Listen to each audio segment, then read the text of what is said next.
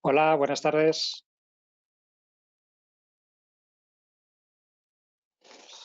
Buenas tardes a todos.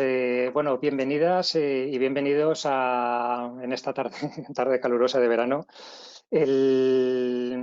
Como he visto que tenemos algunos asistentes que no son socios de Avalnet, me presento y os presento también a la asociación. Soy Manuel Juliá, presidente de Avalnet, la Asociación de Empresas y Profesionales de Internet de la Comunidad Valenciana. Para que no nos conozcáis, llevamos ya 10 años dando servicio a nuestros asociados y durante los primeros años también intentando hacer colaboraciones público-privadas hasta que vimos que era mejor centrarnos en todo lo que tiene que ver con la relación con empresas y con nuestro entorno cercano. Pero aún así,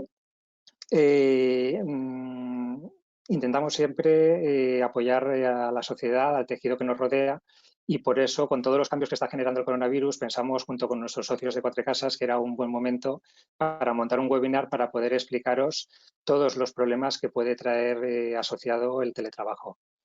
Al final, después de estar semanas encerrados dentro de casa, nos hemos dado cuenta de que esta nueva normalidad que nos comentaban, pues realmente está aquí, ha llegado para quedarse y trae nuevas ventajas, nuevas oportunidades, pero también nos trae nuevos riesgos que tenemos que tener cubiertos. Al final esto es lo de siempre, son cosas que nunca piensan. Nadie pensaba que íbamos a tener un parón mundial con el coronavirus y ha pasado. Y nadie piensa que puede tener un problema en su empresa por no tener controlado los temas relacionados con propiedad intelectual, secreto empresarial, toda la parte relacionada con protección de datos. Y cuando te llega, te supone un auténtico problema, tanto si eres empresario como es directivo o como si eres un empleado que sale de una empresa que con su conocimiento piensa montarse otra. Hace un rato estaba dando un repaso a la presentación que me han pasado desde Cuatro Casas los abogados que van a estar con nosotros y la verdad es que creo que os lo vais a pasar muy bien, sobre todo porque vais a aprender mucho. He visto que es lo más completo que he visto dentro del mundo relacionado con la propiedad intelectual y todo lo que lleva aparejado también el tema de protección de datos, ciberseguridad y demás. Pero lo mejor de todo es que aparte de este compendio que vamos a tener de información, tendréis la capacidad y la posibilidad de preguntar a través de webinars@cuatrecasas.com, hacer vuestras preguntas para que os puedan dar cumplida respuesta a lo que sea respondible y si no, pues tendréis acceso a nuestros abogados para que podáis también conectar con ellos.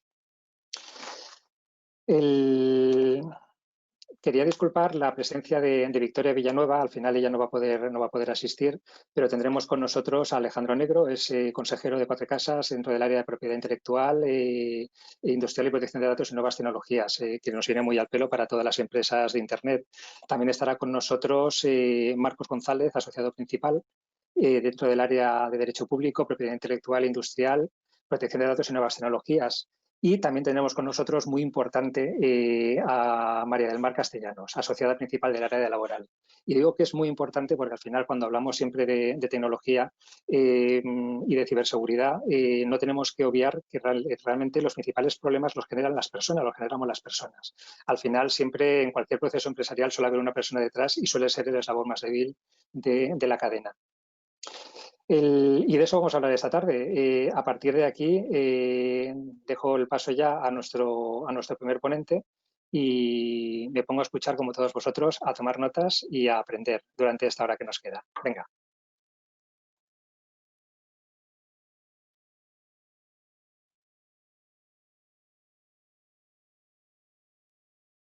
Sí, hola. Buenas tardes. Buenas tardes a todos. Soy Mar Castellanos, soy abogada del área laboral de Cuatro Casas y agradecer a Avalnet en primer lugar pues, la oportunidad de poder hacer esta sesión. En primer lugar y por contextualizar, quería matizar que en esta sesión vamos a centrarnos en el teletrabajo, porque como sabréis existen otras fórmulas de trabajo a distancia, de trabajo flexible, pero quizás la más extendida es el teletrabajo. Y digo extendida hasta ahora, porque verdaderamente hasta hace unos meses atrás el teletrabajo era una cuestión muy residual y prácticamente desconocida incluso en el ámbito del derecho del trabajo. Entonces, en el teletrabajo confluyen o interactúan los factores de trabajo, de distancia y de tecnología. Entonces, esto genera circunstancias especiales y riesgos específicos que son los que nos parecía interesante abordar en esta sesión. Estamos todos apreciando estas últimas semanas cómo el teletrabajo preferente, bueno, pues sí, efectivamente ha generado ciertas ventajas, como por ejemplo, la primera o la más visual sería la prevención de riesgos laborales, ¿no? A través del teletrabajo hemos sido capaces de evitar contagios y, por otro lado, ha favorecido la conciliación de la vida laboral y familiar en un contexto, pues, inédito en el que se ha producido una situación educativa excepcional en la que se han suprimido, como sabéis, las clases. Como sabéis, también me gustaría traer en este punto a colación, dentro de las medidas de conciliación, me gustaría linkarlo con las posibilidades de adaptación de la jornada, la modificación reciente del artículo 38.4 del Estatuto de los Trabajadores, que habréis escuchado o habréis leído seguro sobre la jornada a la carta, que incluía precisamente la posibilidad de modificar la fórmula de trabajo y solicitar por parte de los trabajadores cambiar la prestación y pasar a teletrabajar. Por otro lado, se generan dudas acerca de la eficiencia, de cómo afecta el teletrabajo a la eficiencia. Bueno, pues evidentemente el evitar desplazamientos es una cuestión a favor del teletrabajo y ya nos permite ganar por ese lado eficiencia.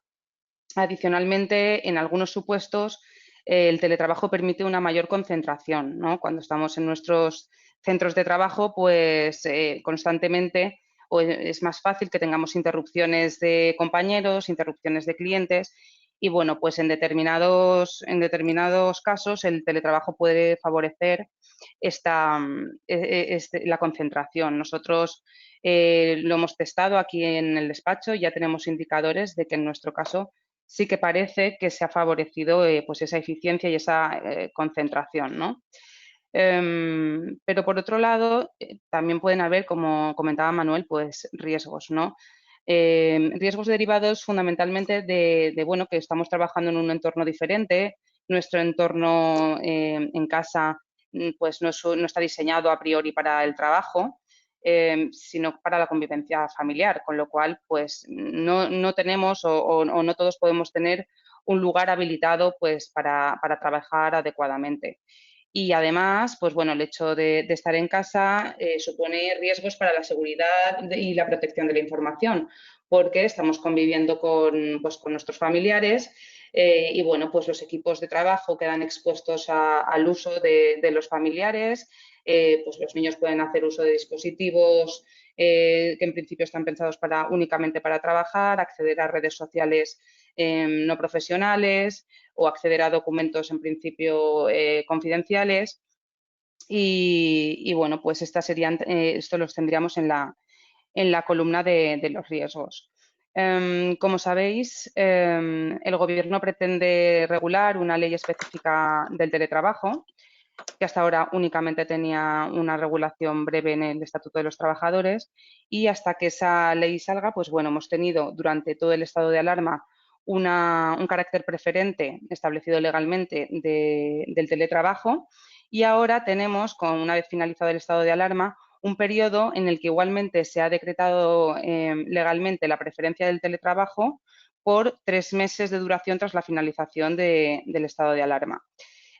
Bueno, sabéis que esta regulación de la preferencia del teletrabajo se ha venido a legislar, por un lado, pues para evitar que las empresas recurran a ERTEs o incluso que recurran a medidas más drásticas, dando de esta manera, a través del teletrabajo, continuidad a la prestación de servicios y bueno, pues así evitando que se acuda a ERTEs. La preferencia al teletrabajo está impuesta para aquellas empresas en las que sea técnicamente viable. Por un lado, tiene que ser técnicamente viable y, por otro lado, además de técnicamente viable, tiene que ser una medida cuyo esfuerzo para el empresario no sea razonable y no desproporcionado. Es decir, hay trabajos en los que efectivamente desarrollar ese trabajo en el régimen de teletrabajo puede ser técnicamente viable, pero la inversión que requeriría para la empresa pues sería desproporcionada. Estoy pensando, tenemos nosotros unos clientes que es una asesoría jurídica de una asociación empresarial, pues los servicios de asesoría jurídica efectivamente, técnicamente, se pueden hacer telemático, pero establecer las licencias, los permisos, el trabajar, pasar de trabajar en local a trabajar en online, en red y demás, pues suponía para la empresa una inversión, se pidió un presupuesto de 400.000 euros. Pues bueno, en ese momento se entendió que no era proporcional el esfuerzo del empresario. ¿Qué sucede? Sucede que, como os digo, durante todo el estado de alarma hemos tenido una situación de teletrabajo preferente establecido legalmente. Ahora estamos en ese periodo de 3 meses. Estaríamos hablando que hasta el 21 de septiembre de 2020 sigue siendo preferente el régimen del teletrabajo siempre con estas dos condicionantes, cuando sea técnicamente viable y el esfuerzo del empresario sea proporcional y sea razonable. Y posteriormente, y después del 21 de septiembre de este año, igualmente ya hay regulado una potenciación del teletrabajo, ¿no? Vemos que como decimos, el teletrabajo va a venir para quedarse. Vemos complicado que aquellas empresas que durante el estado de alarma hayan estado trabajando en remoto y más o menos bien hayan podido estar teletrabajando, ahora puedan pues bueno, desmarcarse de esta obligación de prórroga durante 3 meses, porque de alguna manera ya se ha visto que efectivamente se puede funcionar con el teletrabajo. Entonces, en ese caso habría de poder justificarse muy bien cuáles son aquellas tareas que sí o sí deben realizarse de manera presencial. Y sobre todo aquellas tareas que sí que hayan de realizarse de manera presencial, pues bueno, habrán de adoptarse las medidas de prevención de riesgos laborales oportunas y la provisión de equipos de protección individual. Por tanto, estando vigente como está actualmente la preferencia del teletrabajo, no podemos descuidar, por un lado, como decimos, la prevención de riesgos laborales, porque la obligación de la empresa de prevención de riesgos laborales no se relaja por el hecho de estar los trabajadores teletrabajando desde sus domicilios. Al contrario, se mantienen las obligaciones del empresario de evaluar los riesgos tanto físicos, sobre todo en este caso serían riesgos ergonómicos, riesgos de fatiga visual, y ojo porque la Inspección de Trabajo está incidiendo mucho en la evaluación de riesgos psicosociales, estrés, tecnoestrés, derecho a la desconexión, etcétera, derivados del teletrabajo. Con lo cual, no solo se enerva la obligación de prevención de riesgos laborales, sino que se incide mucho en esto. Por otro lado, habría que ver las obligaciones en materia de registro de jornada, que también habréis oído seguramente hablar bastante de esto, en el régimen del teletrabajo y el derecho a la desconexión digital.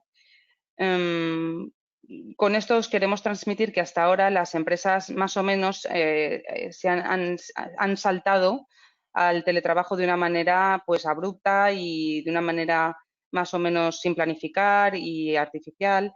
Pero si verdaderamente esto es un concepto que ha venido para quedarse, estamos convencidos de que no puede ser pues una medida arbitraria, sino que tenemos que regularla, tenemos que crear, luego lo veremos, políticas de teletrabajo.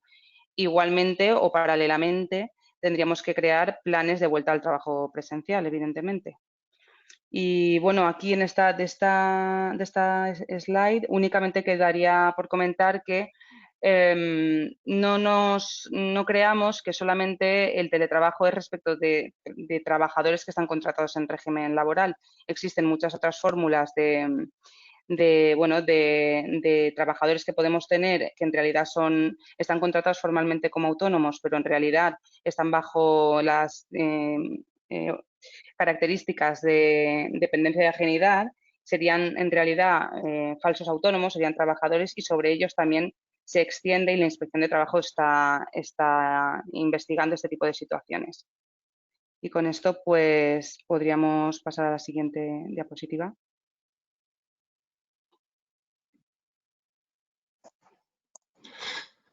Muy bien, gracias, Mar. Bueno, pues una vez que ya hemos visto la principal problemática que se presenta en relación con el derecho laboral, ¿no?, cuando estamos hablando del teletrabajo, y antes de entrar propiamente a valorar lo que son los protocolos y las medidas de seguridad que bueno, venimos aconsejando para el teletrabajo desde el despacho, ya no solamente en esta situación puntual, ¿no?, que ha habido del COVID, sino con carácter general para que cualquier situación de teletrabajo, nos parecía oportuno dar unas breves pinceladas sobre cuáles son los activos intangibles que queremos proteger, ¿no? Es decir, si necesitamos configurar o disponer de unos protocolos, de unas medidas de seguridad, el primer punto debe ser conocer cuáles son los activos que debemos proteger. Los activos intangibles son todos aquellos activos que no tienen un soporte material, no son muchas veces físicamente tangibles, pero que sin embargo van a redundar un importante valor económico a la empresa y le va a aportar una serie de ventajas competitivas importantes, ¿no? Además, va a poder ser objeto de determinadas transacciones con un valor económico, o puede ser objeto de licenciarse y bueno, de diversos aprovechamientos económicos mucho más importantes en ocasiones que los propios activos tangibles, ¿no? Pensemos, por ejemplo, en el algoritmo de Google o en la fórmula de Coca-Cola, pues bueno, son activos que aunque realmente son intangibles, pero bueno, son mucho más valiosos, ¿no?, que cualquier otro tipo de bien inmueble o cualquier otro tipo de bien que puedan tener estas sociedades. Tradicionalmente, cuando hablábamos de activos intangibles, se hablaba de una forma muy general de propiedad intelectual. Sin embargo, bajando un poco más, ¿no?, concretando un poco más, podemos hablar de propiedad industrial, que incluye la protección de las invenciones, de los signos distintivos y de las creaciones estéticas. Las invenciones se protegen a través de las patentes y modelos de utilidad principalmente, hay otras pero que no son tan frecuentes. Los signos distintivos, que van a ser aquellos que nos van a permitir dar una visibilidad, ¿no?, a nuestra empresa, son las marcas, los nombres comerciales, las denominaciones de origen o indicaciones geográficas, y las creaciones estéticas, bueno, a través de los diseños industriales. En segundo lugar, tenemos la propiedad intelectual, que son propiamente las creaciones literarias, artísticas o científicas, donde se regulan también, se recogen los programas de ordenador, por ejemplo, que esto se entra plenamente en vuestro campo de actuación, y pues que bueno, su debida protección pues nos va a dar una serie de derechos de autor y una serie de derechos afines. Y tenemos una tercera pata, que son los secretos empresariales, que tradicionalmente se han venido regulando en nuestro ordenamiento jurídico de una forma muy dispersa por toda la normativa. Había referencias en la Ley de Competencia Desleal, en el Código Penal, en el Código de Comercio, y que ya desde el 2019 tenemos un cuerpo íntegramente dedicado a estos secretos empresariales, dedicados a su protección, que es la Ley de Secretos Empresariales, y que luego nos vamos a referir más en concreto, y que es pues toda aquella información confidencial que tenga una empresa, que sea reservada, que no se conozca y que nos pueda reportar un beneficio económico, ¿no?, desde los datos de nuestros clientes hasta los datos de proveedores, cómo se hace un determinado procedimiento, un know-how, o qué plan de marketing tenemos, por ejemplo, que nos va a dar una ventaja competitiva. Y como vemos, por ejemplo, una parte importante de los secretos empresariales también son datos personales. Por lo tanto, también vamos a dar unas breves pinceladas de cada una de estas posibles activos intangibles. Obviamente, por el formato reducido que tenemos, nos limitaremos a unos conceptos básicos, y que nos intentaremos profundizar un poco más en qué ocurre en aquellos supuestos en los cuales un trabajador de nuestra empresa obtiene alguna de estas invenciones o alguna de estas creaciones, Y luego pues ya pasaremos a mi compañero Alejandro Negro, que os explicará más detenidamente pues, los distintos protocolos y medidas de seguridad que entendemos oportunas. No os queremos aburrir con terminología legal ni demasiadas leyes, pero sí que nos gustaría bueno, simplemente plasmar con una diapositiva para que veáis la complejidad y la gran cantidad de normas que va a regular la protección de todos estos activos intangibles, ¿no? Por lo que es conveniente muchas veces bueno, pues, recurrir a bien abogados internos, bien a asesorías externas que tengan unos ciertos conocimientos específicos, porque realmente engloba un conjunto normativo bastante importante y difícil de dominar, ¿no? Como os ha comentado Mar, desde el punto de vista laboral, pues obviamente tenemos el Estatuto de los Trabajadores y la Ley de Prevención de Riesgos Laborales.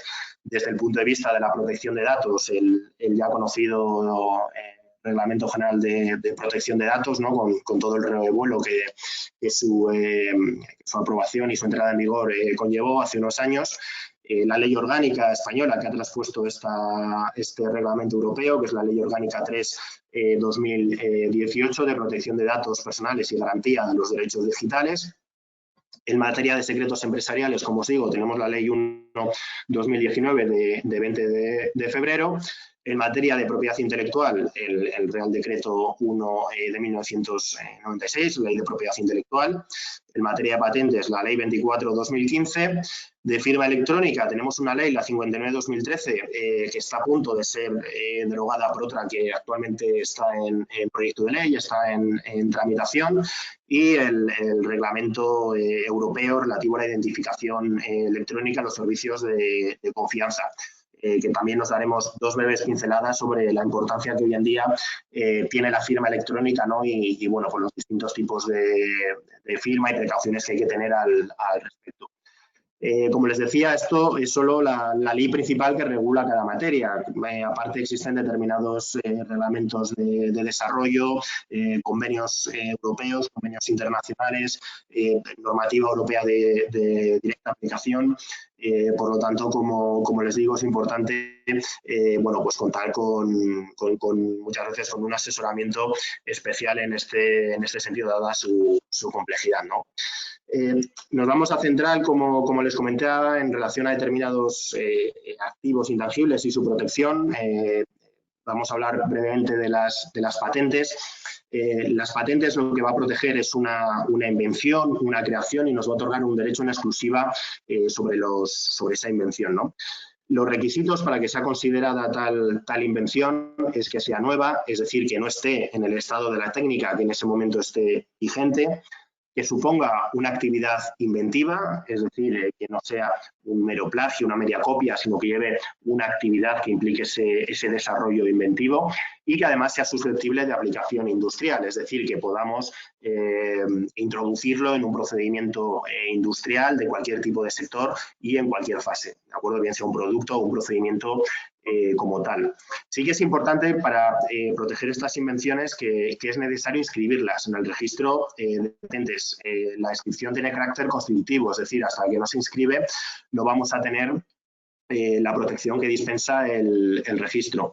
Esto implica un procedimiento, digamos, administrativo ante el registro de patentes, y que, por lo tanto, exige también que se haga con ciertas precauciones y con ciertas cautelas, ya que lo que inscribamos en ese registro es el alcance de la protección que vamos a tener, sobre todo en lo que se refiere a la descripción de la invención y a las reivindicaciones, es decir, cuáles van a ser aquellas utilidades, aquellas extensiones que queremos proteger, ya que, como les digo, eso que aparezca en la solicitud es lo que en un futuro vamos a poder reivindicar como nuestro. Y nos va a otorgar un derecho exclusivo, es un derecho negativo que nos va a impedir que terceros fabriquen, vendan o uso esas invenciones, esas creaciones que hemos llevado a cabo. Como contraprestación a, digamos, la garantía que nos da el que esa patente esté inscrita y que, por lo tanto, tengamos una fácil prueba de acreditación de nuestra titularidad, pues la contraprestación, como les decía, es que su duración de la protección va a ser algo menor, va a ser 20 años y no se va a poder prorrogar desde la fecha de la presentación de la solicitud, con lo cual a partir de esos 20 años formaría ya parte del estado de la técnica y podría ser utilizada. ¿Qué ocurre en aquellos casos en los que un trabajador que esté bajo nómina, con un contrato laboral en nuestra empresa, lleva a cabo una de estas creaciones, ¿no? Supuesto bastante común, por otro lado. La ley de patentes distingue 3 supuestos distintos. El primero, cuando se trate de un contrato de una persona cuyo objeto sea propiamente llevar a cabo una actividad de investigación explícita o implícitamente previsto en el contrato, y como consecuencia de esa actividad de investigación propia del contrato, pues se obtiene una determinada invención, una creación susceptible de ser patentada. Bueno, pues en este caso lo que nos dice la ley es que tales invenciones van a pertenecer al empresario empleador, ¿de acuerdo? Que será el que tiene el derecho a explotar y disponer libremente de la invención.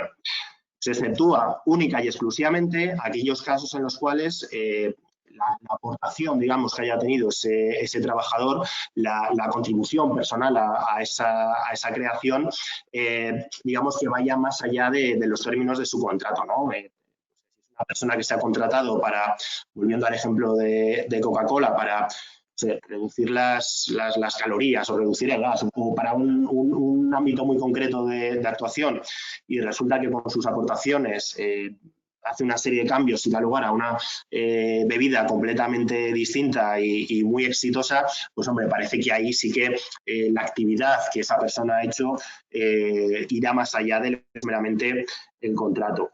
Por lo tanto, sí que recomendamos en este caso, y aquí tiene relación también con el derecho laboral, que los contratos laborales prevean expresamente estas situaciones, ¿de acuerdo? Que regulen qué va a ocurrir en estos casos muy claramente, para que no dejemos que al final sea una interpretación subjetiva o pueda dar lugar a problemas o reclamaciones por parte de los trabajadores. Un segundo caso es en el que hay también un contrato laboral, pero no se trata propiamente de un contrato de investigación, pero sí que ese trabajador, con los medios que proporciona la empresa y con los conocimientos que ha ido obteniendo de esa actividad en la empresa, obtiene una invención. Aquí, en principio, lo que establece es un derecho del empleador empresario a reclamar esa propiedad de la invención o a reservarse el derecho a utilizarla, y a cambio, eso sí, de una indemnización, de una compensación económica. Y en tercer lugar, el supuesto de invención libre, cuando no se da ninguno de los casos anteriores, es decir, cuando el trabajador ni se ha aprovechado de los conocimientos ni de los medios de la empresa, ni es propiamente un contrato de investigación, no obstante obtiene en ese ámbito laboral una determinada invención. Aquí lo que establece en principio la ley de patentes es que va a pertenecer la invención, la propiedad de la misma, al inventor empleado. ¿De acuerdo? Por eso, reiterar la misma aclaración de antes, procurar que bien en el contrato laboral o bien en un contrato anexo, intentemos evitar estas situaciones y regulemos expresamente por vía contractual que cualquier tipo de invención obtenido en el ámbito laboral sea siempre del empresario y, si es posible, sin ningún tipo de indemnización. En cuanto a la propiedad intelectual, aquí estamos hablando que lo que se protege son creaciones literarias, artísticas o científicas. Y, como os decía, incluido también, regula expresamente la ley de propiedad intelectual, los programas de ordenador. Aquí lo que se nos va a dar es un derecho a gozar y disponer libremente de la obra, sin otras limitaciones que las que prevé la ley, que se ha basado. Los requisitos que exige esa protección es, obviamente, sea original, que lleve una capacidad inventiva, una novedad, y que esté materializada, es decir, que se haya contenido en algo, en una obra concreta. lo que se dice es que no se protegen las ideas como tal, ¿no? sino su expresión, que esté plasmado en ese programa de ordenador, en una novela, en una partitura, en un cuadro, ¿no? Aquí la ventaja, a diferencia de lo que ocurría con las patentes, es que no necesita ningún registro. Desde el momento en el que nace esa obra ya vamos a tener esos derechos de autor. Existen determinados registros a efectos de prueba, pero no es constitutiva la inscripción. Sí que es importante que a día de hoy, según está regulada la ley de propiedad intelectual, únicamente va a poder ser autor una persona física, una persona natural, sin perjuicio que, bueno, hay determinadas beneficios que puede obtener una persona jurídica, pero sí que nos interesaba referir esto en relación a la posibilidad de que determinadas máquinas, determinadas inteligencias artificiales, robots, que ya está pasando y hoy en día es frecuente, creen obras de arte. El otro día leía determinadas inteligencias artificiales que ya están escribiendo artículos de prensa en 30 segundos, resumen de acontecimientos, robots que están creando cuadros, auténticas obras de arte, y ya hay una discusión doctrinal, ¿no? A día de hoy está claro que solo puede ser el ser humano, porque ya les digo que la redacción literal de la ley no permite otra cosa, pero bueno, vamos a ver qué pasa, pero no sería extraño que esta posibilidad se cambie en un futuro, ¿no? Lo mismo en relación a los animales. También surgió una discusión, bueno, que se llevó en Estados Unidos a los tribunales, porque un mono tomó prestada una cámara de fotos de unas personas que estaban no recuerdo si fue en un safari o dónde fue, y se hizo un selfie, ¿no? Entonces, bueno, pues hubo una foto muy famosa, se hizo muy conocida, y hubo una asociación animalista que reclamó esos derechos de autor, de propiedad intelectual para el animal, ¿no? Bueno, aquí finalmente el tribunal falló en contra, entendió que únicamente puede ser la persona física natural y de momento no los animales, pero bueno, es una discusión que está ahí también, ¿no? Y la ventaja al problema, digamos, de que, bueno, al final todos son ventajas inconvenientes, ¿no? No va a ser necesario inscribirla y, por lo tanto, puede haber un mayor problema de prueba para demostrar la autoría de una determinada obra, pero sí que es cierto que la protección va a ser más larga que veíamos en el caso de las patentes y va a durar hasta 70 años tras la muerte del autor, ¿de acuerdo? Durante toda la vida del autor y 70 años tras su muerte. ¿Qué ocurre en el caso de derechos de autor y trabajos asalariados? Bueno, aquí lo que dice la ley de propiedad intelectual es que habrá que estar a lo pactado, habrá que estar al contrato, que se debe realizar además por escrito. Por lo tanto, la recomendación que os hacíamos antes os la reiteramos con más énfasis, ya que en definitiva es el contrato el que va a tener que regular a quién va a pertenecer esa creación que un trabajador que esté asalariado va a poder llevar a cabo, ¿de acuerdo? Sí que es cierto que establece una presunción, la ley de propiedad intelectual, que a falta de acuerdo se va a entender que se va a entender cedida en exclusiva al empleador. Pero bueno, lo recomendable es regularlo, viene en el contrato de trabajo, viene en un anexo, para que no haya ningún tipo de problemas. Y en relación a los programas informáticos, lo recoge expresamente, hay un artículo expresamente que recoge esta posibilidad.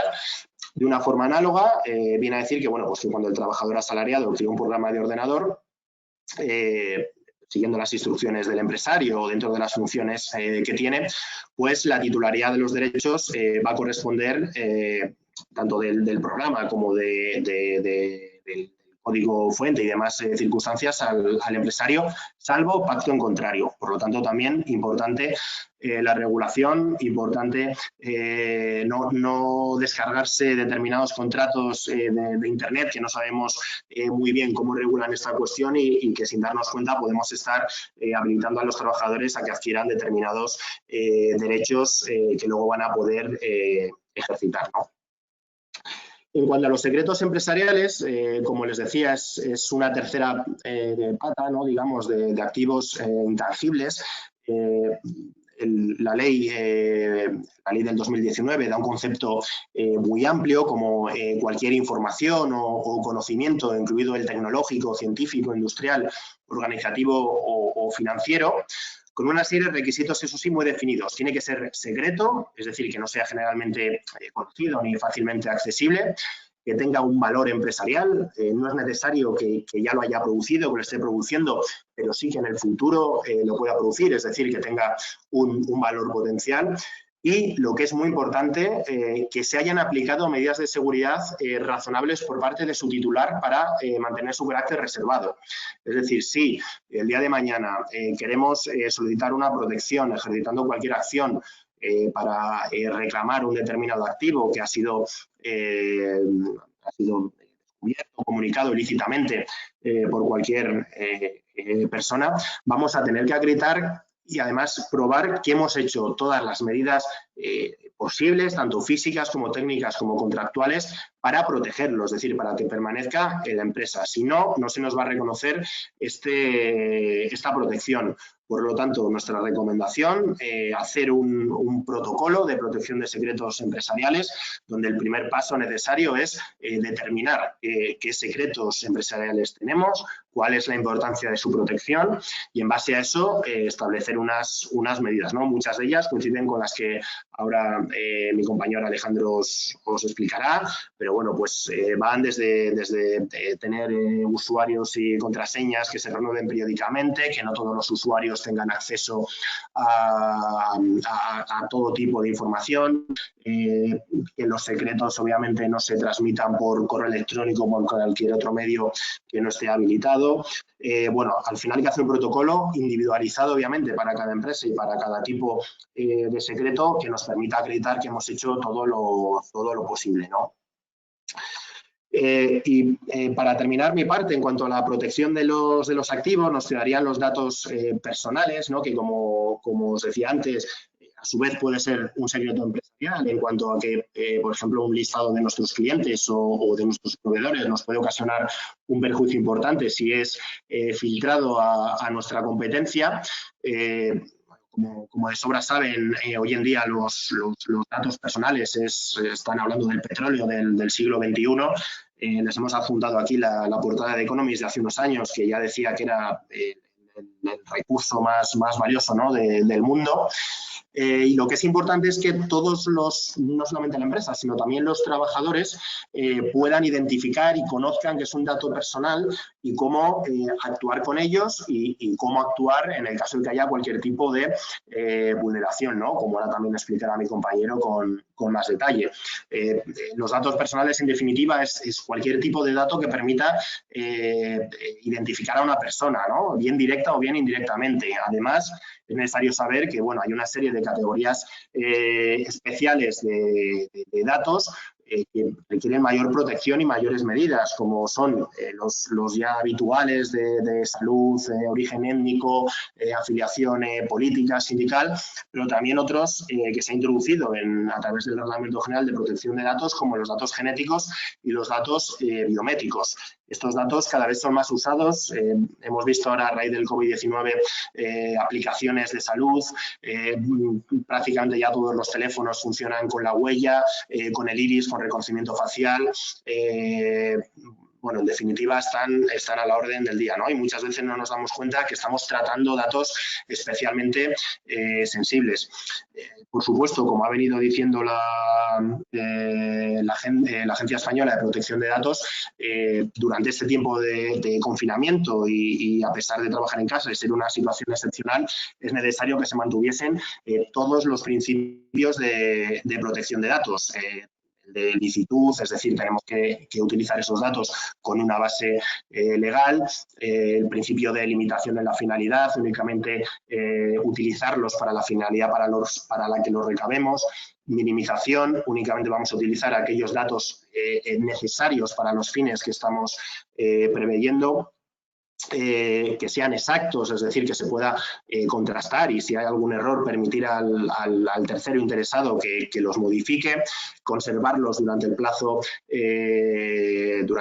mínimo para cumplir con las finalidades previstas, etcétera, ¿no? Y todo esto además hacerlo desde el principio, es decir, desde el diseño y por defecto. Si vamos a crear, por ejemplo, ahora una página web para que poder operar online, porque antes no la teníamos, que desde el primer momento, que por diseño y por defecto ya tengamos en cuenta, ¿no?, las recomendaciones de la agencia y las obligaciones en materia de protección de datos, teniendo en cuenta además que lo que se impone a la empresa es una responsabilidad proactiva, es decir, que imponga todas aquellas medidas necesarias para la protección de los datos personales y que además lo pueda acreditar.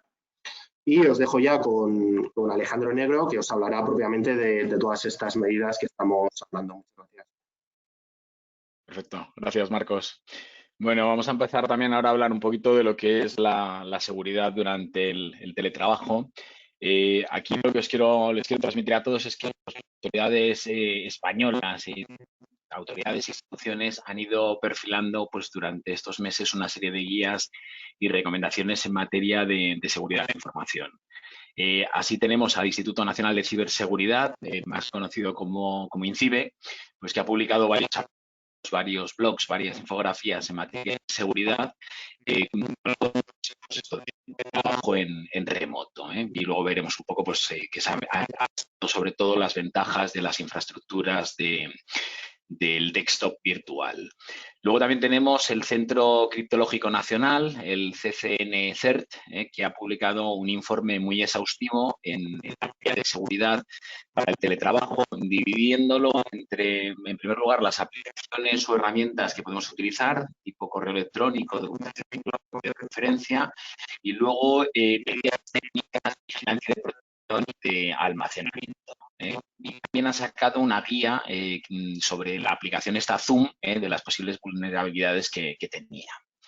Y por último, la Agencia Española de Protección de Datos ha publicado unas recomendaciones dirigidas tanto a las empresas como a los empleados en materia de protección de la información y de los datos personales. ¿Qué nos recomienda la agencia? Pues lo primero es que todas las empresas, si estamos haciendo teletrabajo, tenemos que definir una política de protección de la información, ¿vale?, específica para esta situación de movilidad.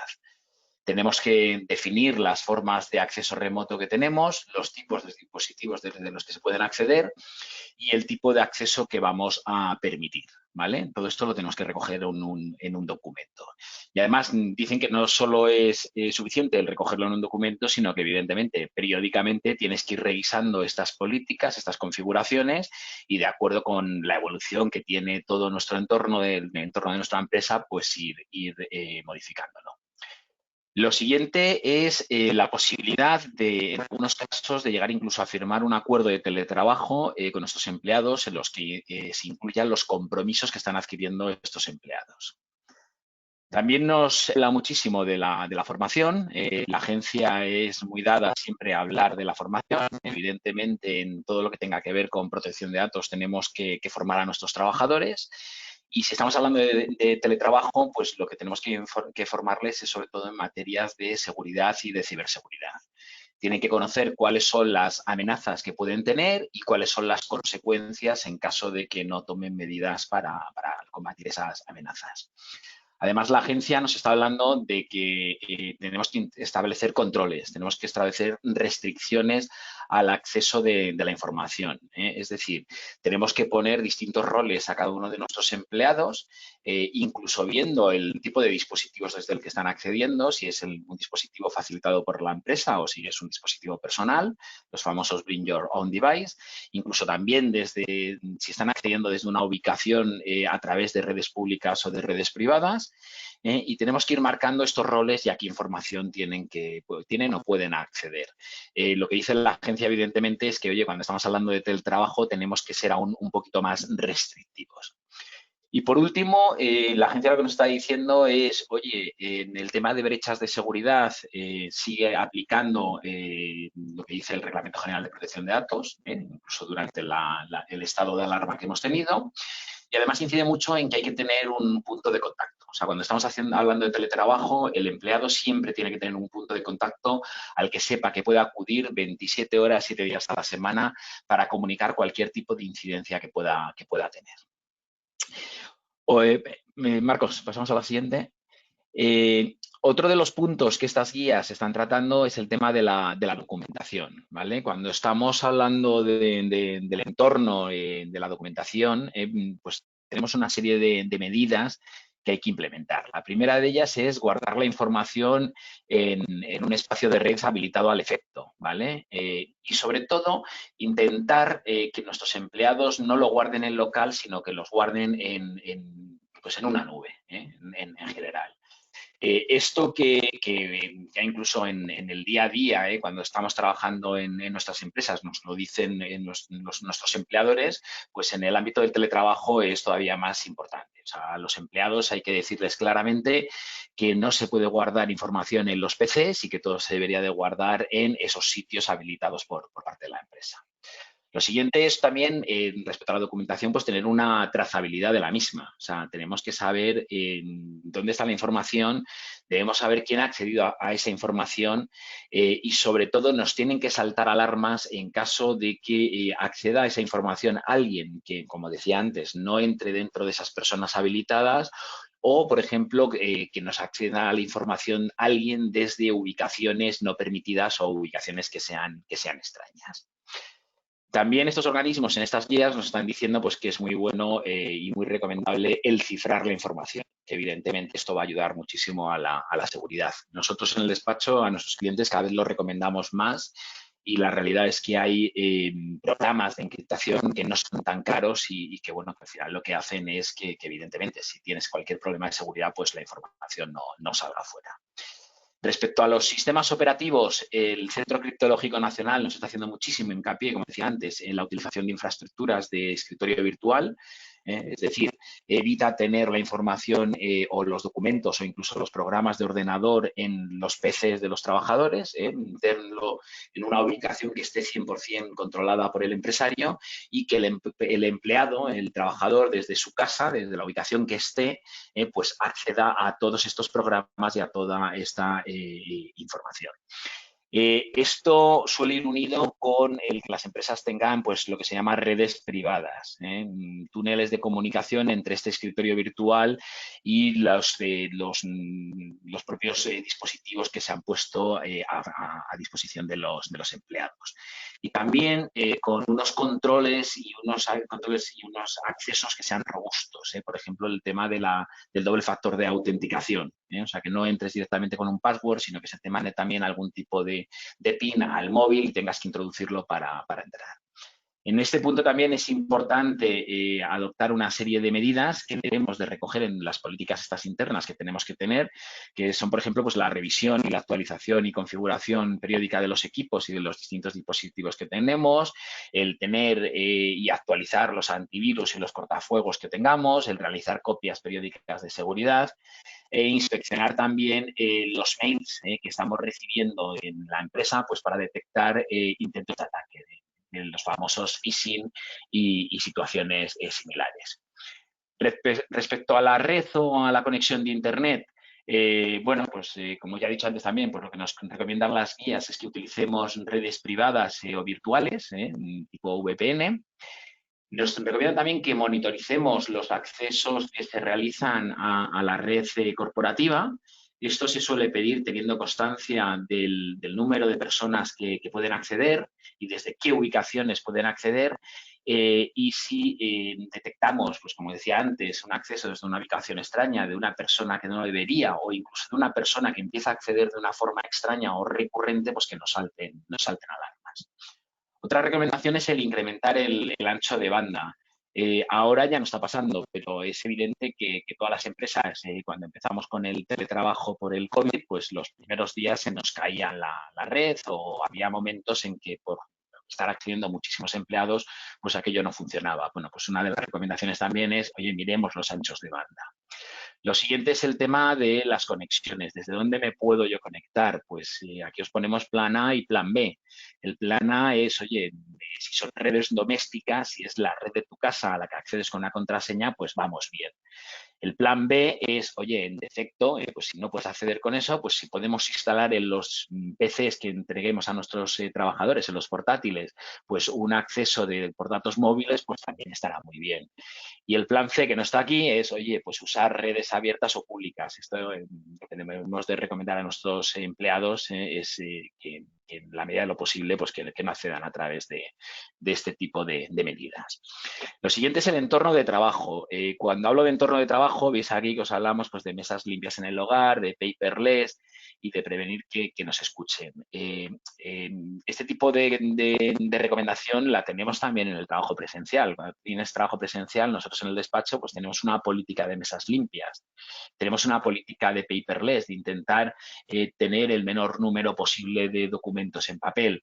Esto trasladado al hogar, pues la verdad es que parece que es más fácil, mesas limpias, es difícil ya imprimir en el hogar, no imprimes tanto, pero sí que es una gran recomendación. Hay distintos tipos de hogares. Yo aquí en mi casa, pues no sé, puede ser que mi mujer evidentemente no va a hacer nada, pero puede ser que uno de mis hijos de pronto me coja un contrato que tenga yo encima de la mesa y acabe jugando con él con unos vecinos. Pues puede ser un problema. Si resulta que yo comparto un piso, pues evidentemente debo de ser muy escrupuloso en el tema de mesas limpias, en el tema de paperless y en el tema de cuando estoy teniendo las cosas que tenemos ahora o las vídeos que tenemos ahora, pues que nadie me esté escuchando en lo que estoy hablando.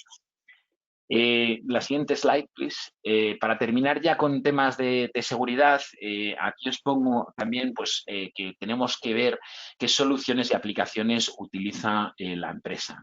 Es importantísimo que la empresa elija la solución correcta, una solución de un prestador de servicios que nos dé las suficientes garantías en compliance, en GDPR y en temas de medidas de seguridad. ¿Nosotros qué recomendamos? Pues que las empresas, tengan siempre unas aplicaciones oficiales. Todos estamos viendo el tema del Zoom. Bueno, pues el tema del Zoom debería de haber solo, la empresa debería decidir si utiliza Zoom, si utiliza Webex, si utiliza Teams, pero debería ser solo una. Además, la empresa debería adquirir esta aplicación a un proveedor oficial. Estamos viendo que hay empresas que adquieren aplicaciones que se las instalan proveedores que no son 100% oficiales, que no son 100% seguros y eso nos da ciertos miedos.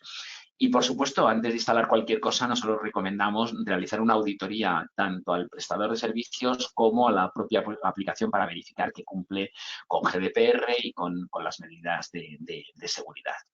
En tema de videoconferencias que os pongo aquí, os pongo abajo también el tema del Zoom. Habéis visto, os decía antes que había un informe del CNN respecto al Zoom. La verdad es que el Centro Criptológico sacó dos informes, uno sobre el Zoom y otro sobre medidas de seguridad.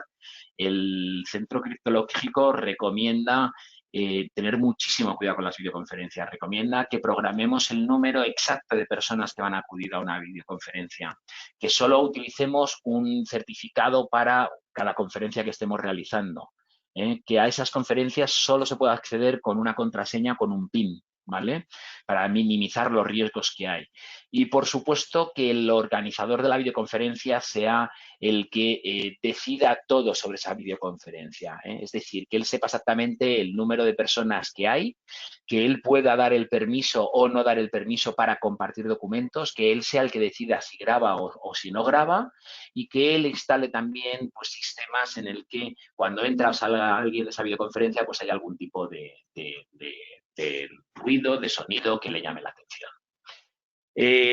Para terminar ya, hemos terminado todo lo que es la seguridad en el trabajo. Aquí ahora nos hacemos unas preguntas. Oye, ¿qué nos tenemos que preguntar? Oye, pues si estamos realmente preparados para afrontar el teletrabajo. Y yo creo que la respuesta en la mayoría de los casos es que sí. O sea, llevamos ya meses trabajando y en la mayoría de las empresas todo esto está funcionando. Ya ha salido hoy, yo creo que el teletrabajo viene a quedarse. Nosotros en el despacho no volvemos hasta septiembre y luego pues los cupos que hay máximos por oficina, pues lo lógico es que habrá bastante gente que esté teletrabajando por lo menos algunos días a la semana. ¿Qué es lo que nos tenemos que preguntar en la empresa? Pues lo primero es si oye, ¿tenemos unas políticas de protección de la información específica para esta situación? ¿Tenemos esas políticas que yo os decía antes para regular las formas de acceso remoto, el tipo de dispositivos que pueden utilizar, los niveles de acceso, si el empleado puede utilizar su propio dispositivo o no? Si no lo tenemos, tendremos que implementarlo. Siguiente pregunta. Oye, ¿hemos formado a nuestros empleados? ¿Estamos dando formación sobre qué es el teletrabajo? ¿Les invitamos a este tipo de webinar? Pues si no lo estamos haciendo, hay que hacerlo. Se pueden hacer, ahora es muy fácil hacer webinars internos para todo el personal de la empresa. También otra pregunta que tenemos que hacer es, oye, ¿quiero yo utilizar tecnologías que a día de hoy son muy disruptivas y que son muy agresivas para mis empleados? ¿Quiero yo monitorizar, quiero hacer una geolocalización de mis empleados? Puedo hacerlo tal vez, pero en ese caso tendré que ver si estoy legitimado, tendré que hacer un análisis de proporcionalidad para ver que es importante adoptar este tipo de medidas para la empresa frente al derecho que tiene el trabajador a que no haga este tipo de cosas. También, si quiero hacer estas medidas, tengo que tener en cuenta pues, que tengo, desde un punto de vista de protección de datos, tendré que hacer un registro de actividades, tendré que incluirlo en el registro de actividades, tendré que hacer un análisis de riesgo y probablemente tendré que hacer hasta una evaluación de impacto. Aquí simplemente deciros, oye, que sobre todo en el teletrabajo es importantísimo el tema de las brechas de seguridad. Si tengo brechas de seguridad, tendré que ser capaz de notificarlas en 72 horas a la agencia. Y para terminar, Marcos, si vamos a la siguiente, aquí os queríamos también trasladar dos ideas que tenemos. La primera es el tema de las reuniones. Nos estamos encontrando con muchas consultas en el despacho en los últimos tiempos relacionadas con las reuniones. ¿Por qué? Pues por la facilidad que hay para grabar las reuniones. Ahora mismo hay muchísima gente que le está dando por dedicarse a ser ¿cómo es esto? El señor Villarejo, y le está dando pues por grabar, ya sea en audio o en vídeo, conversaciones en las que está. Nuestra recomendación es, oye, tengamos cuidado con esto y además regulémoslo. ¿Cómo lo podemos regular? Lo primero, si voy a hacer llamadas, videollamadas, hagámoslo a través de la plataforma oficial de la empresa. Como he dicho antes, pues en cualquier caso usamos el Zoom, pues perfecto.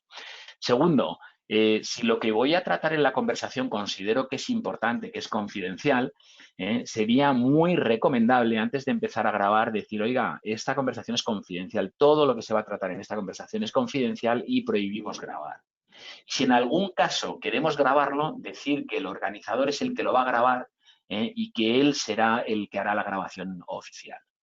Lo mismo pongo aquí con compartir documentos en las reuniones. Hay que tener mucho cuidado con qué es lo que yo subo a una pantalla. Es facilísimo que alguien me haga una foto. Pues tengamos también muchísimo cuidado con esto.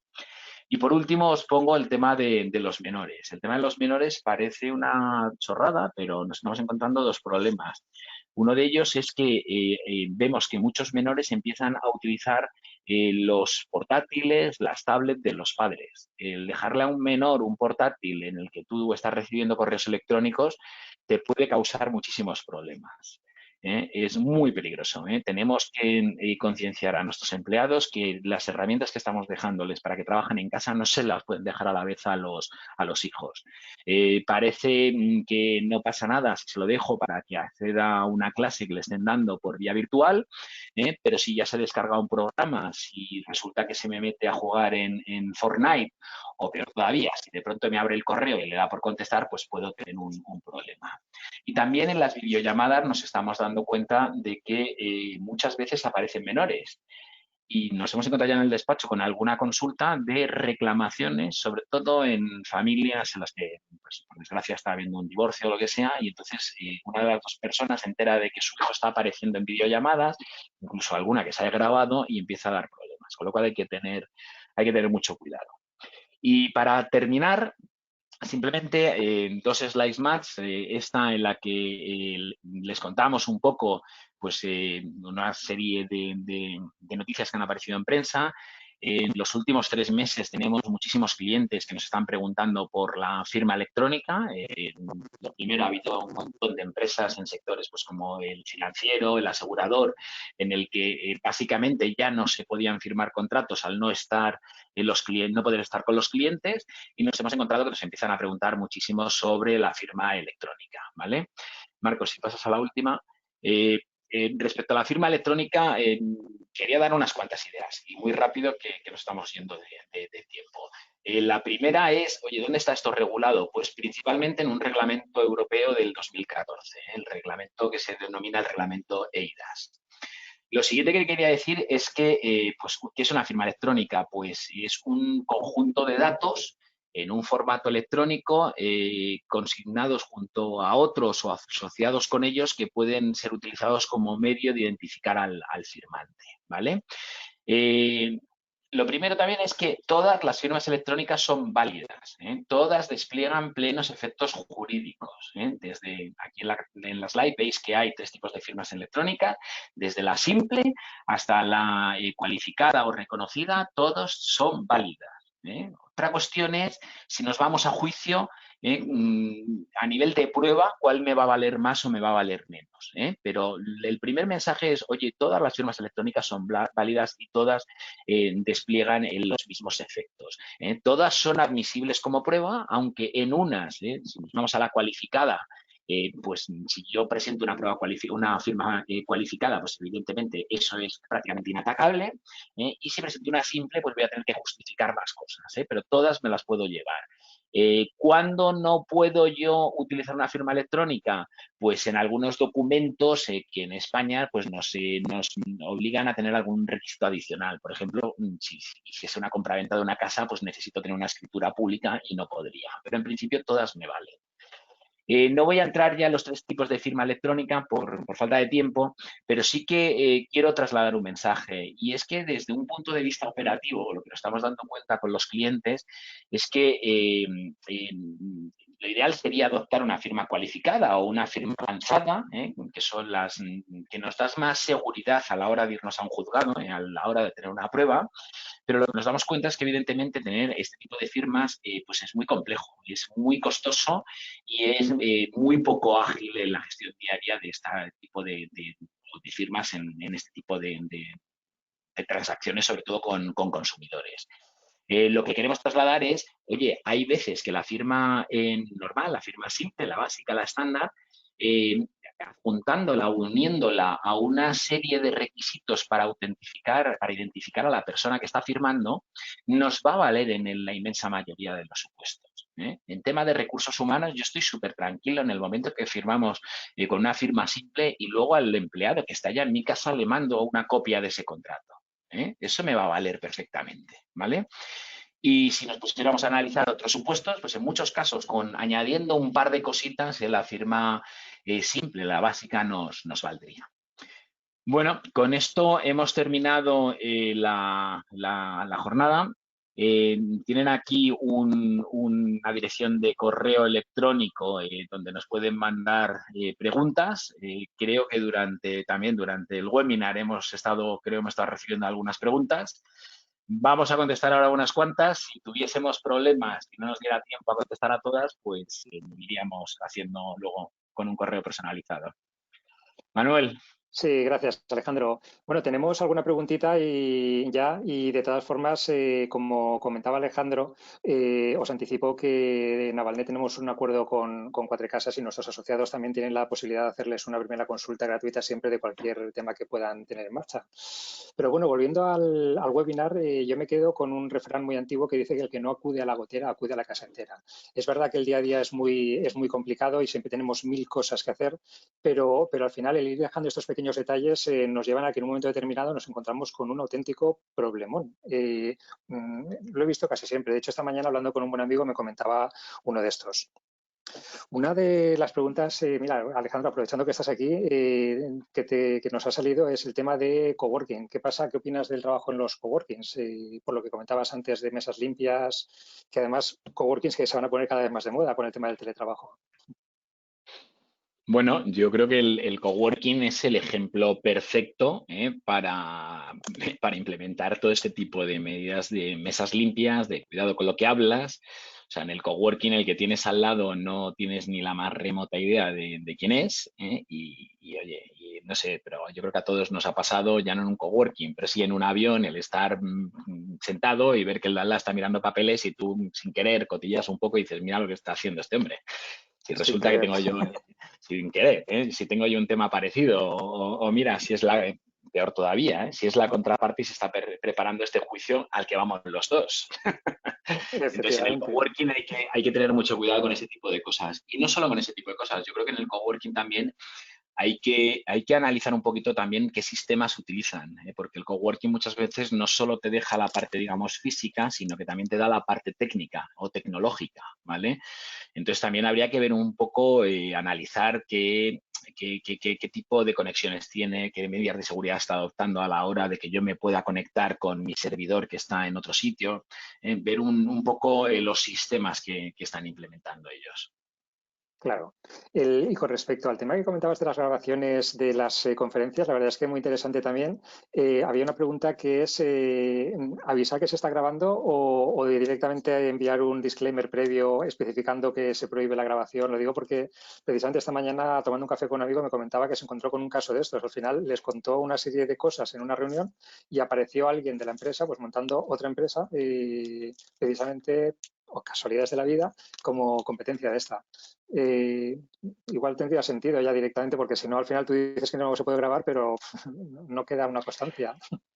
Bueno, vamos a ver, al final, si tú eres el que estás organizando la reunión y consideras que el contenido de esa reunión es muy confidencial, tú tal vez puedes decir, oye, voy a grabar esta reunión simplemente por tenerlo, y ya tienes una constatación. Y si no quieres que nadie lo grabe, ni tú mismo, yo lo diría al principio de la reunión, teniendo algún testigo en esa misma reunión o incluso mandando un mensaje. Oye, en la propia convocatoria, decir, o sea, aparte de que luego lo digas al comienzo de la vídeo, en la propia convocatoria el mandar un mensajito también diciendo, oye, la reunión esta es confidencial, se va a tratar unas materias muy confidenciales y nadie puede grabarlo y nadie puede sacar la información que hay ahí. Porque de lo que partimos es que cualquiera que esté en una conversación, que participe en una conversación, en principio puede grabarla. Esta es una pregunta muy habitual. Oye, yo vi una conversación, ¿puedes grabarla? Pues sí, sí. Ahí no hay una violación del secreto de las comunicaciones. Tú eres parte y tú puedes grabarla. Entonces, lo que tenemos que meterle es pequeños problemas a esa persona que lo quiere grabar. Y si ya empezamos con, oye, esto no se graba, nadie quiere ser grabado, lo que hay aquí es confidencial, es secreto de la empresa, etcétera, etcétera, pues ya si alguien lo grabase, pues tendríamos más margen para intentar luego meterle mano, ¿vale? Sí, se lo piensa más, efectivamente. Luego otra pregunta casi está más para Marcos, Mar, ¿qué tal los dos? Si queréis conectaros también la cámara. ¿Estáis por ahí, Mar, Marcos? Sí. Oye, lo típico que nunca pasa, pero pasa. Al final hay programadores que se les ocurre pues trabajar a las 5 de la mañana, a las 4. Al final la inspiración, ya sabéis que es libre, viene cuando viene. ¿Qué pasa cuando alguien ha programado, ha hecho parte de un código que lo hace fuera del horario de trabajo o lo ha hecho en horario de trabajo pero no ha quedado registrado en la plataforma de documentación en ese horario de trabajo? Eso la empresa tiene que empezar a regularlo con más profundidad, porque hasta ahora, por lo que sé también, muchas empresas lo dejan un poco al libre albedrío de lo que pase, hasta que tienen un problema, hasta que un empleado se va, un programador se va y de repente aparece pues también otra empresa. Sí, yo creo que lo ha comentado Marcos, ¿no? Que lo ideal sería en el contrato de trabajo establecer específicamente una cláusula de que de las creaciones que se produzcan en el ámbito de esa relación son propiedad de la empresa, ¿no? Sería pero como... en ese caso, pero claro, eso es Aunque se cuando hiciera están fuera, trabajando. sí. Claro, es que estamos hablando de un entorno en el que los trabajadores, y más cuando están haciendo, ya lo que hacían antes, pero más ahora todavía, claro, al final esto siempre es en todo el entorno de la relación laboral. La relación laboral son 40 horas semanales, pero con el registro de la jornada son unas horas. ¿Qué pasa si parte de ese trabajo se ha hecho fuera del registro de la jornada porque la empresa le ha dicho al empleado no me pongas tantas horas porque esto no cuela? Claro, ahí se empiezan a generar problemitas que hay que empezar a poder solucionar. Ahí sí que es importante, Manuel, si me lo permites, definir muy bien cuál es el objeto del contrato, ¿de acuerdo? Es decir, si esa invención o esa creación se ha hecho, digamos, dentro de lo que es el objeto del contrato, aunque, bueno, por los problemas que estamos comentando, ¿no? Quizá no se ha hecho en el ámbito estricto del lugar físico del trabajo, pero ahí sí que se puede acreditar de alguna manera, ¿no? que existe esa relación de laboralidad. Y es más, Hay, por ejemplo, en el ámbito de las patentes sí que hay una presunción de que si tú dejas un trabajo y solicitas una patente dentro de un año siguiente, se entiende, admite prueba en contra, pero bueno, en principio se va a presumir incluso que se ha hecho esa creación, esa invención durante el tiempo en que ha existido esa relación de laboralidad, ¿no? Precisamente para evitar un poco los supuestos que tú estás comentando. Claro, a mí no me preocuparía tanto la hora, no me preocuparía tanto la hora en la que ha hecho la invención, sino que si la ha hecho con ocasión de trabajar en esa empresa, aprovechando los conocimientos y el know-how de la empresa y demás, no creo que sería tan relevante la hora en la que le ha venido la musa a visitarle, sino porque eso también sería un poco manipulable. También a mí se me ha ocurrido durante las horas de trabajo, pero no lo llevo a otro momento temporal. No creo que sea tan importante ese momento temporal, sino el contexto en el que se produce. Claro, en este caso, entonces, casi se extiende de alguna forma, por decirlo de alguna forma suave, se extiende la jornada laboral a efectos propiedad intelectual. Con cuidado. Con mucho cuidado. Sí, no automáticamente. O sea, ahí me habéis dicho varias ideas que son muy buenas. O sea, la primera es el objeto del contrato, hay que regularlo muy bien. Lo que estaba diciendo Mar también es muy bueno, o sea, evidentemente, si es para lo que te he contratado, no me digas que luego se te ha ocurrido a partir de las 10 de la noche. Y yo creo que también ahí es muy importante dónde lo está desarrollando. O sea, lo está desarrollando en los ordenadores de la empresa, está utilizando programas, pues dependiendo de lo que estemos hablando, pues muchas veces para desarrollar algo necesitas un programa que lo tiene la empresa y que además es muy caro. Lo ha utilizado para desarrollar eso, ha utilizado algo de conocimiento previo, pues todo este tipo de cosas se van a tener en cuenta para luego decidir la propiedad de esos materiales. Ahí lo que es muy importante es el tener un código dentro de la empresa. Esto nos lo preguntan cada dos por tres. O sea, cuando nos encontramos con este problema, los tres que estamos aquí, lo primero que decimos es, oye, ¿tienes un código dentro de la empresa donde esté regulando el uso que pueden hacer de las herramientas de trabajo y sobre todo también que tu empresa puedes mirar en sus ordenadores para ver qué es lo que han hecho? Porque luego la prueba nos la vamos a encontrar ahí. Entonces, esto es, o sea, mi recomendación número uno es, oye, todas las empresas a día de hoy tenemos que tener unos códigos y se los tenemos que entregar a los trabajadores. Y en esos códigos hay que decirles muchas cosas y entre ellas que sepa usted, trabajador, que yo voy a mirar de arriba a abajo. Porque el día que nos salga un trabajador con un programa de ordenador similar al que estábamos haciendo nosotros en nuestra empresa, solo voy a poder mirar y solo voy a encontrar la prueba para cargármelo si tenía ese código y si se lo había dado. Si no, tengo un problema. O sea, que el buyout directamente, en la medida de lo posible, hay que intentar eliminarlo. Todo lo que sea que el empleado haga trabajos con su equipamiento, con su teléfono móvil, hoy en día que son baratitos, cualquier teléfono potente ya vale 150 euros, un teléfono razonable, un PC vale 500, vale la pena esa inversión, ¿no? Aparte de, obviamente, hacer la inversión en un despacho de abogados para que haga toda esta normativa interna. Sí. Oye, Mar, también comentabas, y aquí lo dejamos ya con la última pregunta, hablabas de los riesgos psicosociales, pero claro, realmente también hay un riesgo físico importante. En tu caso no, porque veo que tienes una silla de gamer espectacular. Pero hay gente que... Mi silla es trending topic en todas las Zooms y en todas... La verdad es que te encuentras, claro, lo tuyo, ahí es imposible. Yo, de hecho, eso tiene que hacer hasta masajes. Pero te encuentras con gente que está 8 horas al día trabajando en una silla de palo en la cocina. Claro, eso es horroroso. La pregunta es, ¿vale la pena, aunque sea temporalmente, enviar, por el tema que comentabas antes de las inspecciones de trabajo, que existen y las hay, y que el que un empleado esté teletrabajando la empresa no está eximida de cumplir la normativa de prevención de riesgo? ¿Vale la pena enviarles una silla de la oficina temporalmente, comprarles una? ¿Cómo...? Sí, vamos a ver, la evaluación de riesgos ha tenido una situación excepcional durante este periodo, durante todo el periodo del estado de alarma y actualmente, y es que en una situación normal de teletrabajo el empresario tiene que hacer una verdadera evaluación del puesto de trabajo, ¿no? El trabajador le tiene que permitir acceder al domicilio y tiene que evaluar, ¿no?, los riesgos, si tiene una buena silla, si tiene una buena pantalla y demás. Durante esta situación que estamos actualmente, se ha sustituido esa obligación por una una figura importada del derecho anglosajón, que es una autoevaluación, ¿no? Los trabajadores tenían que hacer como una declaración responsable de que tenían pues los medios necesarios.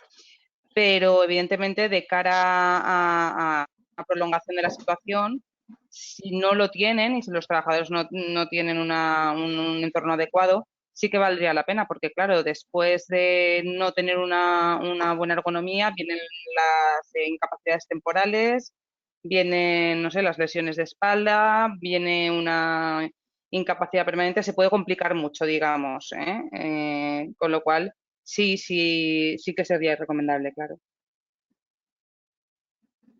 Pues ya para finalizar, Marcos, me ha gustado el programa, el planning que has hecho global de todas las cosas que hay que tener en cuenta.